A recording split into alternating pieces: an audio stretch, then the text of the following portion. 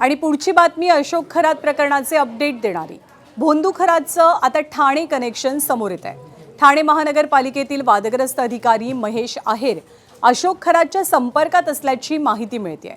महेश आहेर यांनी ठाणे महानगरपालिकेतल्या एका लिपिक महिलेला खरातच्या नाशिकमधल्या ओकस कार्यालयात नेलेलं होतं।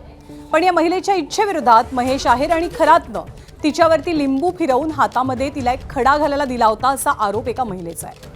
माजी अधिकारी महेश आहेरनं संबंधित महिलेला कोल्ड्रिंकमध्ये गुंगीचं औषध मिसळून जबरदस्तीनं शरीर संबंध ठेवून व्हिडिओ चित्रित केले होते।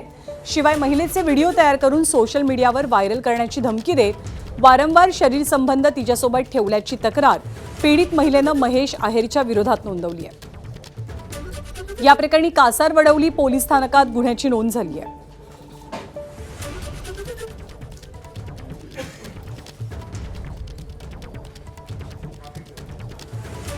त्याच्या महेश आहेरवरती हे सगळे आरोप केले जात आहेत। तो महेश आहेर नेमका कोण आहे आपण पाहूया।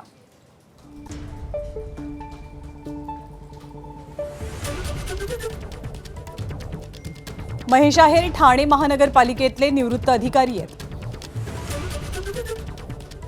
पालिकेमध्ये आहेर यांची कारकीर्द मात्र कमालीची वादग्रस्त राहिली। आहेर यांची पदवी बोगस असल्याचा आरोप झालेला होता। आहेर यांच्याच काळात शहरामध्ये ठाणे शहरामध्ये अनधिकृत बांधकामं वाढल्याची तक्रार देण्यात आली।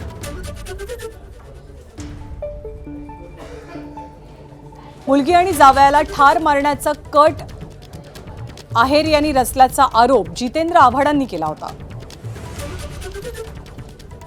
दरम्यान अंडवळशी आहेर यांचे संबंध असल्याचा आरोपही जितेंद्र आव्हाडांनी केलेला।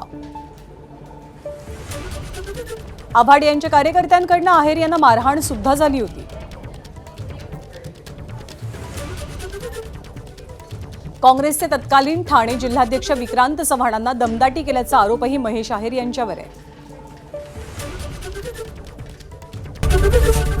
एबीपी माझा, उघडा डोळे बघा नीट।